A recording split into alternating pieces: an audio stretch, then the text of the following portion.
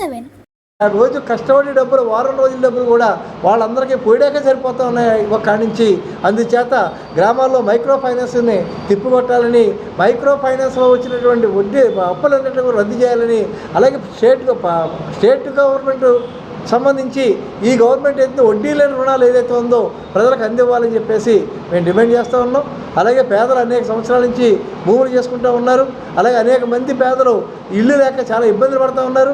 జగన్ టైంలో ఏదైతే ఉందో మేము కాలనీలు ఇస్తామో ప్రతి వాళ్ళకి కూడా సెంటున్నర అలాగే ఇస్తామని చెప్పి అన్నారు. కానీ చాలా చోట్ల ఏదైతే కొనేసి అలా పడి ఉన్నాయి తప్పించి ప్రజలకు పంచిపెట్టిన పాపాన పోలేదు.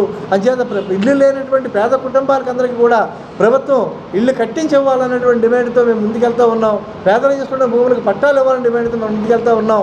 అట్లాగే ఇక్కడ ఉన్నటువంటి గిరిజనులకు ఏదైతే ఉన్నదో ఐటీడీ పీఓ ద్వారా మొత్తం వాళ్ళకి ఏదైతే ఉందో అన్ని సదుపాయాలు కలగజేయాలని చెప్పి మేము కోరుతూ ఉన్నాం.